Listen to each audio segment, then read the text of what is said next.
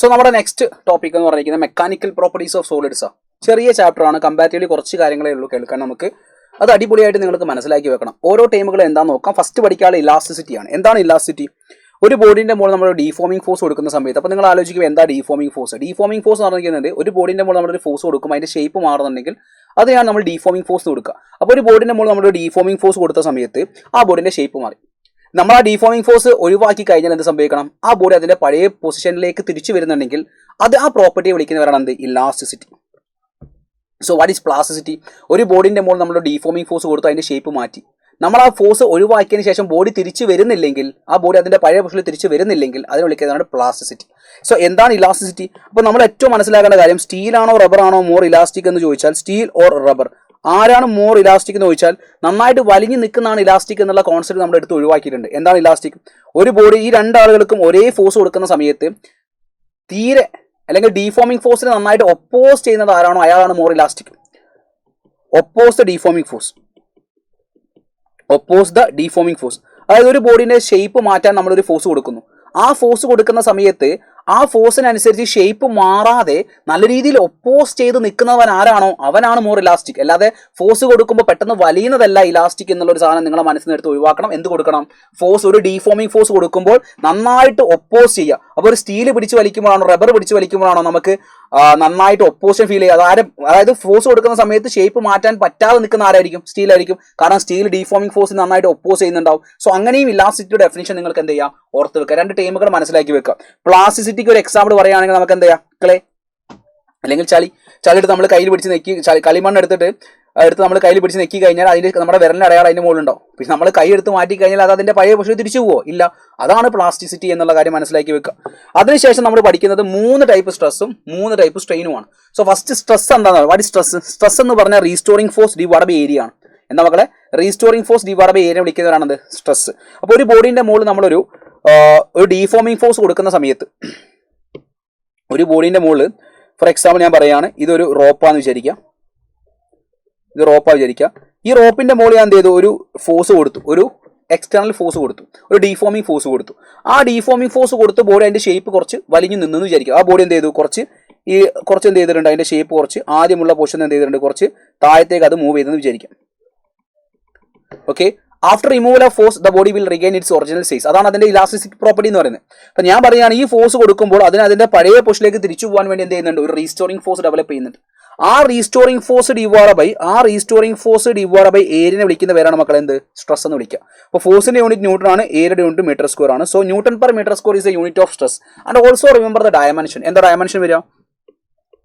സ്ട്രെസ്സിന്റെ dimension m into L square T raise to -2 force divide by area. ഫോഴ്സിന്റെ dimension ml T raise to -2 divide by area L square ആണ്. So cut ചെയ്ത് കഴിഞ്ഞാൽ ml raise to -1 T raise to -2. അപ്പോൾ നിങ്ങൾക്ക് മനസ്സിലാവും പ്രഷറിന്റെ ഡയമെൻഷനും സ്ട്രെസ്സിന്റെ ഡയമെൻഷനും same അല്ലേ? അത് സെയിം ആണ്. അത് ഓർത്ത് വെക്കുക. സോ 3 ടൈപ്പ് സ്ട്രെസ്സുകൾ പഠിക്കുന്നത് ഏതൊക്കെയാ? ലോഞ്ചിറ്റ്യൂണൽ സ്ട്രെസ് പഠിക്കുന്നുണ്ട്, അതേപോലെ തന്നെ ടാൻജൻഷ്യൽ സ്ട്രെസ് അല്ലെങ്കിൽ ഷിയർ സ്ട്രെസ് പഠിക്കുന്നുണ്ട്, ഹൈഡ്രോളിക് സ്ട്രെസ് പഠിക്കുന്നുണ്ട്. ഓരോന്ന് എന്താ മനസ്സിലാക്കി വെക്കുക. നമ്മളൊരു ബോഡിന്റെ മുകളിൽ ഫോഴ്സ് കൊടുക്കുന്ന സമയത്ത്, അല്ലെങ്കിൽ ഒരു സ്ട്രെസ് എന്ന് പറഞ്ഞാൽ ഫോഴ്സ് കൊടുക്കുന്ന സമയത്ത് അയാളുടെ ലെങ്ത്തിലാണ് മാറ്റം സംഭവിക്കുന്നതെങ്കിൽ അതിനെ നമ്മൾ ലോഞ്ചിറ്റ്യൂണൽ സ്ട്രെസ് എന്ന് വിളിക്കും. അയാളുടെ ഷേപ്പിലാണ് മാറ്റം സംഭവിക്കുന്നത് നമ്മൾ ഷിയർ സ്ട്രെസ് അല്ലെങ്കിൽ ടാൻജൻഷ്യൽ സ്ട്രെസ് എന്ന് വിളിക്കും. അയാളുടെ വോളിയത്തിലാണ് മാറ്റം സംഭവിക്കുന്നതെങ്കിൽ നമ്മൾ അതിനെ ഹൈഡ്രോളിക് സ്ട്രെസ് എന്ന് വിളിക്കും. അപ്പോൾ നമ്മൾ സ്ട്രെസ്സിന്റെ ഇക്വേഷൻ എന്താ? എല്ലാ കേസിനും ഫോഴ്സ് ബൈ ഏരിയ ആണ്. എന്നാൽ ഹൈഡ്രോളിക് സ്ട്രെസ്സിനെ നമ്മൾ പ്രഷർ ഒന്നും വിളിക്കാറുണ്ട്. ഹൈഡ്രോളിക് സ്ട്രെസ് നമ്മൾ വിളിക്കാറുണ്ട് it's equal to hydraulic pressure. അതായത് നമ്മളൊരു സാധനത്തിനെ, ഒരാളെ ഞാൻ എന്ത് ചെയ്യുന്നു? ഒരു ലിക്വിഡിലേക്ക് ഇറക്കി വെക്കുന്നു. ഇതാണ് ലിക്വിഡ് വിചാരിക്കുക. നമ്മൾ വെള്ളത്തിലേക്ക് ഇറങ്ങി പോകുന്ന സമയത്ത് വെള്ളത്തിൽ എല്ലാ സൈഡും നമ്മുടെ ബോഡിന്റെ മുകളിൽ എന്ത് ചെയ്യുന്നുണ്ടാവും? ഫോഴ്സ് എക്സൈഡ് ചെയ്യുന്നുണ്ടാവും അല്ലേ? അപ്പോൾ ഒരു ബോഡിന്റെ മുകളിൽ എല്ലാ സൈഡും നമ്മൾ എന്ത് ചെയ്യാണ്? ഫോഴ്സ് എക്സൈഡ് ചെയ്യപ്പെടുകയാണെങ്കിൽ എന്ത് സംഭവിക്കും? അയാളുടെ വോളിയം കുറയും. അപ്പോൾ എല്ലാ സൈഡിൽ നിന്നും ഒരേപോലെ നമുക്ക് ഫോഴ്സ് കിട്ടുന്നുണ്ട്. അപ്പോൾ അവിടെ എല്ലാ സൈഡിൽ നിന്നും ഒരേപോലെ നോർമലി ആണ് നമുക്ക് ഫോഴ്സ് കിട്ടുന്നതെങ്കിൽ ആ ഫോഴ്സ് ഡിവൈഡ് ബൈ ഏരിയനെ വിളിക്കുന്ന പേരെന്താ? പ്രഷർ എന്നാ. സോ ആ force, normal force divide by, അതായത് ഒരു ബോഡിന്റെ മുകളിൽ ത്രൂ ഔട്ട് നമുക്ക് എല്ലാ സൈഡിൽ നിന്നും എല്ലാ ഭാഗത്തും ഒരുപോലെ ഫോഴ്സ് കിട്ടുന്നു. എന്നാൽ ഇവിടെ നോക്കുക, നമ്മളൊരു റോപ്പിന് ഇവിടെ മാത്രമേ ഫോഴ്സ് കൊടുക്കുന്നുള്ളൂ, എല്ലാ സൈഡും എന്ത് ചെയ്യുന്നില്ല? ഫോഴ്സ് കൊടുക്കുന്നില്ല. അതുകൊണ്ടാണ് സ്ട്രെസ്സും ഫോഴ്സ് തമ്മിലുള്ള വ്യത്യാസം നിങ്ങൾക്ക് ഒരു ധാരണ വേണമെന്ന് പറയുന്നത്. ഓക്കെ. സോ എന്തൊക്കെയാ പറഞ്ഞത്? അപ്പോൾ ഇവിടെ ടെൻസൈൽ സ്ട്രെസ് ഉണ്ട്.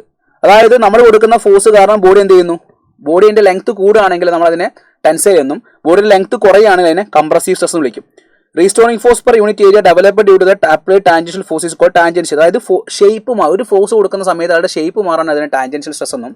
ഫോഴ്സ് കൊടുക്കുന്ന സമയത്ത് അതിൽ നമ്മൾ പ്രഷർ നമ്മൾ എല്ലാ സൈഡും ഒരേപോലെ ഫോഴ്സ് കൊടുക്കുന്ന സമയത്ത് പ്രഷർ കൊടുക്കുക. ആ പ്രഷർ കാരണം എന്ത് ചെയ്യാണ് ഷേപ്പ് മാറാണെങ്കിൽ വോളിയം മാറാൻ നമ്മളെ വിളിക്കും ഹൈഡ്രോളിക് സ്ട്രെസ് എന്നും. സോ ഈ 3 സ്ട്രെസ് കാരണം എന്ത് ഡെവലപ്പ് ചെയ്യുന്നുണ്ട്, 3 സ്ട്രെയിൻ ഉണ്ടാവുന്നുണ്ട്. അപ്പോൾ സ്ട്രെയിൻ എന്ന് പറഞ്ഞാൽ എന്താ, ഒരാളുടെ ഡയമെൻഷൻ മാറുക, അതായത് ലെങ്ത് കൂടാം, വോളിയം മാറുക, അങ്ങനത്തെ ചേഞ്ച് ആണ് ഉദ്ദേശിക്കുന്നത്. അപ്പോൾ change in dimension by original dimension വിളിക്കുന്നവരാണ് സ്ട്രെയിൻ. സ്ട്രെയിൻ എന്തില്ല, യൂണിറ്റ് ഇല്ല. സ്ട്രെയിൻ എന്തില്ല, യൂണിറ്റ് ഇല്ല. സോ ലോഞ്ചുവൽ സ്ട്രെയിൻ എന്താ, ആദ്യം ഇയാളുടെ ലെങ്ത് L ആയിരുന്നു, ഞാൻ ഫോഴ്സ് കൊടുത്തപ്പോൾ എന്തായി, length L plus delta L ആയി. സോ ലോഞ്ചുവൽ സ്ട്രെയിൻ്റെ ഇക്വേഷൻ പഠിക്കണം എന്താണ്, delta L by L. Shear strain എന്താ, ഒരു ബോഡി ഇങ്ങനെ നിൽക്കുന്നുണ്ട്, ഞാൻ ടാൻജൻഷ്യലി ഒരു ഫോഴ്സ് കൊടുത്ത സമയത്ത് ഇങ്ങനെ നിന്ന ആൾക്ക് ഞാൻ ഒരു ഫോഴ്സ് കൊടുത്തപ്പോൾ അയാൾ ഇങ്ങനെ ചെരിഞ്ഞു. അപ്പോൾ ഇയാൾ എത്ര ആംഗിൾ ആണോ ചെരിഞ്ഞത് അതാണ് അവിടുത്തെ ഷിയർ സ്ട്രെയിൻ. ആ ഷിയർ സ്ട്രെയിൻ്റെ വാല്യൂ എത്രയാണ്, ഡെൽറ്റ എക്സ് ബൈ എൽ ആണ്. അതേപോലെ volume strain, what is volume strain, ഞാനൊരു ബോഡിന്റെ മുകളിൽ ത്രൂ ഔട്ട് ഫോഴ്സ് കൊടുത്ത സമയത്ത് പ്രഷർ കൊടുത്തപ്പോൾ എന്ത് ചെയ്തു, വോളിയം കുറഞ്ഞു. അപ്പോൾ വോളിയം സ്ട്രെയിൻ എന്ന് പറഞ്ഞാൽ delta V by V, longitudinal strain delta L by L, shear strain delta X by L or tan theta എന്ന് പറയാം. ഇവിടെ നമ്മൾ വോളിയം സ്ട്രെയിൻ നെഗറ്റീവ് സൈൻ കൊടുക്കാറുണ്ട്. വൈ, ബിക്കോസ് നമ്മൾ പ്രഷർ കൊടുക്കുമ്പോൾ വോളിയം എന്ത് ചെയ്യുന്നുണ്ട്, കുറയുന്നു എന്നുള്ള ഐഡിയക്ക് വേണ്ടിയിട്ട്. അതിനുശേഷം നമ്മൾ പഠിക്കുന്ന 3 കാര്യങ്ങളുണ്ട്. എന്തൊക്കെയാ, ഈ 3 സ്ട്രെസ്സും 3 സ്ട്രെയിനും കറസ്പോണ്ടിങ് ആയിട്ട് നമ്മൾ 3 മോഡുലസ് ഓഫ് ഇലാസ്റ്റിറ്റി പഠിക്കുന്നുണ്ട്. സോ അതിന് മുന്നേ നിങ്ങളുടെ മനസ്സിലേക്ക് വരുന്നത് ഹൂക്സ് ലോ ആണ്. എന്താണ് ഹൂക്സ് ലോ? ഹൂക്സ് ലോ എന്ന് പറഞ്ഞാൽ ഒരാളുടെ സ്ട്രെസ് ഡയറക്ട്ലി പ്രൊപ്പോർഷൻ സ്ട്രെയിൻ ആണ്. ഒരു ബോഡിന്റെ മുകളിൽ നമ്മളൊരു സ്ട്രെസ് കൊടുക്കുന്ന സമയത്ത് അതിനനുസരിച്ച് ആ ബോഡിയിൽ സ്ട്രെയിൻ ഡെവലപ്പ് ചെയ്യുകയാണെങ്കിൽ ആ പ്രൊപ്പോർഷണാലിറ്റി കോൺസ്റ്റന്റ് വിളിക്കുന്ന പേരാണ് എന്ത്, മോഡുലസ് ഓഫ് ഇലാസ്റ്റിറ്റി.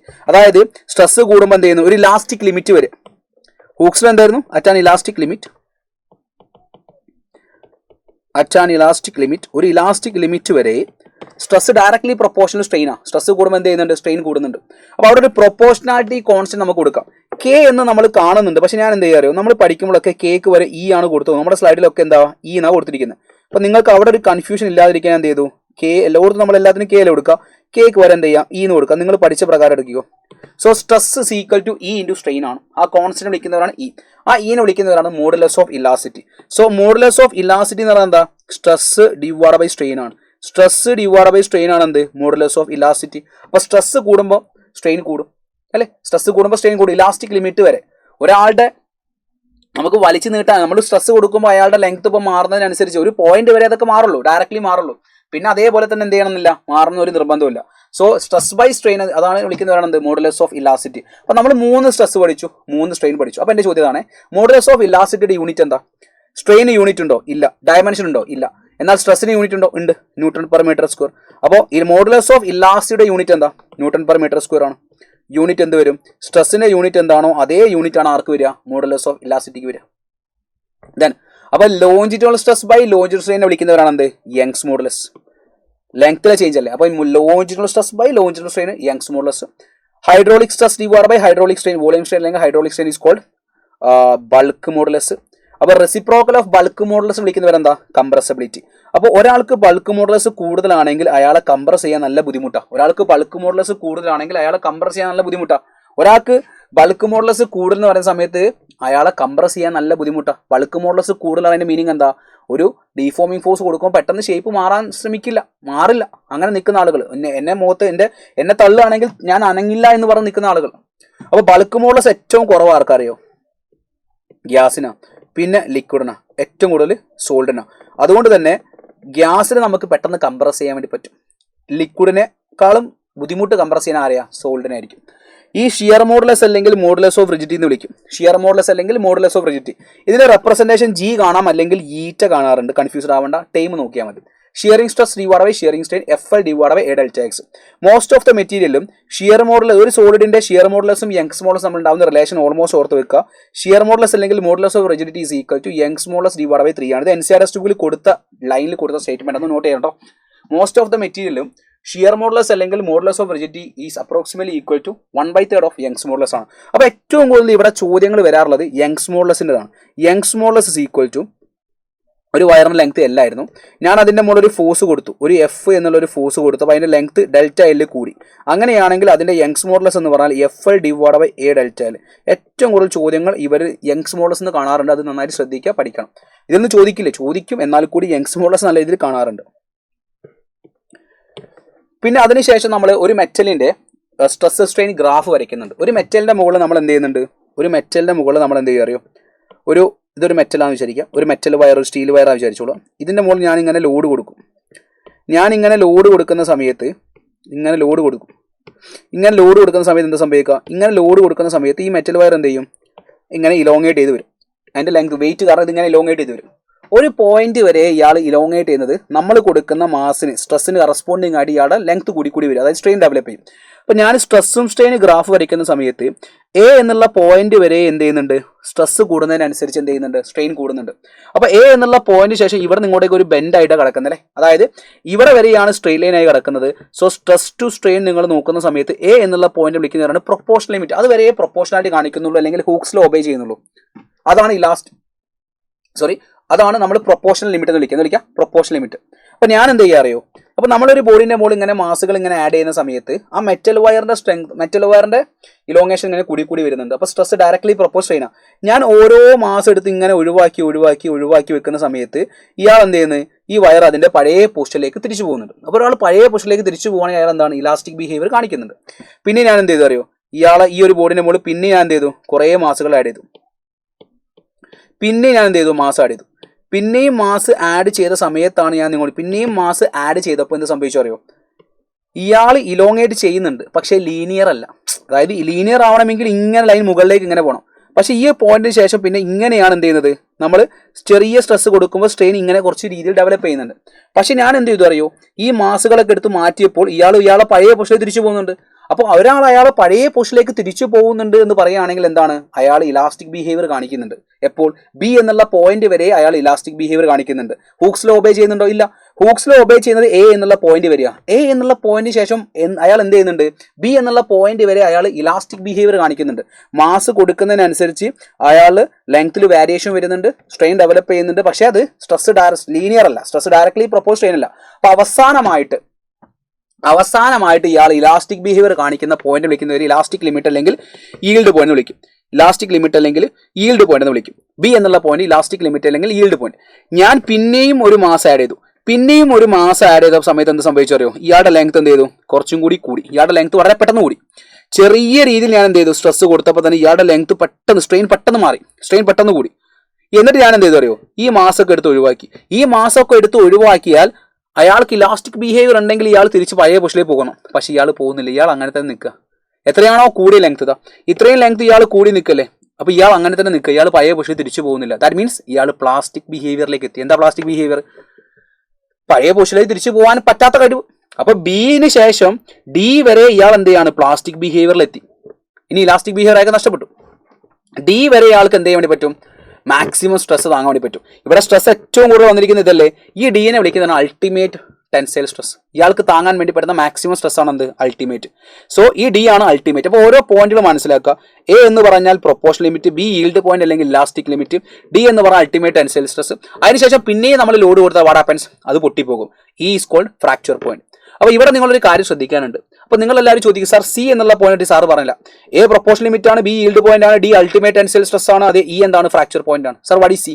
സി എന്ന് പറഞ്ഞാൽ ബിക്കും ഡിക്കും ഇടയിൽ ഉണ്ടാവുന്ന ഏത് പോയിന്റിനെ നമുക്ക് സി കൊണ്ട് ഉദ്ദേശിക്കാം. സി ഉദ്ദേശിക്കുന്നത് എന്താ വെച്ചിട്ടുണ്ടെങ്കിൽ ഈ ബിക്കും ഡിക്കും ഇടയിൽ ഏത് പോയിന്റ് എടുക്കുകയാണെങ്കിലും അയാൾ പെർമനന്റ്ലി ഡീഫോംഡ് ആയി, അതായത് ഇയാളുടെ ലെങ്ത് കൂടി കഴിഞ്ഞു. പിന്നെ ഇയാൾ എന്ത് ചെയ്യുന്നില്ല? പഴയ പൊസിഷനിലേക്ക് തിരിച്ചു പോകുന്നില്ല. അതുകൊണ്ട് ബിക്കും ഡിക്കും ഇടയിൽ ഏത് പോയിന്റ് എടുക്കുകയാണെങ്കിലും അയാൾ ആ സിറ്റുവേഷനിൽ എന്താണ്? പെർമനന്റ് സെറ്റായി എന്ന് പറയും. ആ സിറ്റുവേഷനിൽ എന്താണ്? അയാൾ പെർമനന്റ് സെറ്റായി. ഇനി അങ്ങോട്ട് എന്ത് ചെയ്യുന്നില്ല? തിരിച്ചു പോകുന്നില്ല, പഴയ പൊസിഷനിൽ തിരിച്ചു പോകില്ല. അതാണ് സി കൊണ്ട് ഉദ്ദേശിക്കുന്നത്. ഇനി ഡിയും ഇയും എന്താണ്? ക്ലോസ് ആണെങ്കിൽ ഇതിൽ ഓരോ ടൈം പറയുന്നുണ്ട്. അൾട്ടിമേറ്റ് ടെൻസൈൽ സ്ട്രെങ്ത് ഓരോ ഡിയും ഇയും, അതായത് അൾട്ടിമേറ്റ് ടെൻസൈൽ സ്ട്രെങ്ത്തും ഫ്രാക്ചർ പോയിന്റും ക്ലോസ് ആണെങ്കിൽ, വളരെ അടുത്താണ് നിൽക്കുന്നതെങ്കിൽ അത് മെറ്റീരിയൽ ബ്രിട്ടൈലും, അപ്പോൾ വളരെ ഫാർ ആയിട്ട് നിൽക്കാനും ഡക്റ്റൈലുമാണ്. ഡിയും ഇയും അൾട്ടിമേറ്റ് ടെൻസൈൽ സ്ട്രെങ്ത്തും ഇയും ക്ലോസ് ആയി നിൽക്കുകയാണെങ്കിൽ ബ്രിട്ടൈൽ മെറ്റീരിയലും, ഫാർ ആയി നിൽക്കുകയാണെങ്കിൽ എന്താണ്? ഡക്റ്റൈൽ മെറ്റീരിയൽസുമാണെന്നുള്ള കാര്യം ആലോചിക്കാം. അതേപോലെ തന്നെ ഒരു വയറിൽ നമ്മളൊരു ഫോഴ്സ് കൊടുക്കുന്ന സമയത്ത് ആ വയറിൽ ഒരു ചെറിയ ഇലോങ്ങേഷൻ ഉണ്ടാകുന്നു. ആ ഇലോങ്ങേഷൻ ഡെൽറ്റ എൽ ആണെങ്കിൽ, ഞാൻ കൊടുത്ത ഫോഴ്സ് എഫ് ആണെങ്കിൽ, ആ വയറിൽ സ്റ്റോർ ചെയ്തിരിക്കുന്ന പൊട്ടൻഷ്യൽ എനർജിക്ക് പഠിക്കേണ്ട ഇക്വേഷൻസ് ഉണ്ട്. U equal to half into F into delta L പഠിക്കുന്നുണ്ട്. അതേപോലെ U equal to half K X square, U equal to half K into delta L square ഉണ്ട്. ഇവിടെ കെക്ക് നമ്മൾ യൂസ് ചെയ്യുന്ന equation Y A divide by L ആണ്. So ഇവിടെ U equal to half into Y A divide by L into delta L square. നോക്കുക, Y A divide by L into delta L square half into F into delta L. അതേപോലെ നമ്മൾ use ചെയ്യുന്ന അടുത്ത equation ആണത് half into stress into strain into volume. Half into stress into strain into volume. അപ്പോൾ elastic potential എനർജിക്ക് നിങ്ങൾ half F into ഡെൽറ്റയിൽ half K X square അല്ലേ നമ്മൾ ഒരു സ്പ്രിംഗിൽ സ്റ്റോർ ചെയ്യുന്ന പൊട്ടൻഷ്യൽ ഇക്വേഷൻ അല്ലേ, അതേപോലെ കണക്ട് ചെയ്യണം. കെ എന്ന് പറഞ്ഞാൽ യാ ബൈ എൽ, അങ്ങനെ ആലോചിക്കുക. K is equal to Y A by L. So potential energy per unit volume എന്താ, ഹാഫ്. ഈ വോളിയം ഇങ്ങോട്ട് പോയി കഴിഞ്ഞാൽ പൊട്ടൻഷ്യൽ ഇക്വേഷൻ സ്ട്രെസ്സിന്റെയും സ്ട്രെയിൻ്റെ ഫോം പഠിക്കുക. എന്താ, half into stress into strain. Half into stress into strain എന്ന് പറഞ്ഞാൽ എന്താ, potential energy per unit volume. Potential energy per unit വോളിയാണ് എന്ത്, half into stress into strain.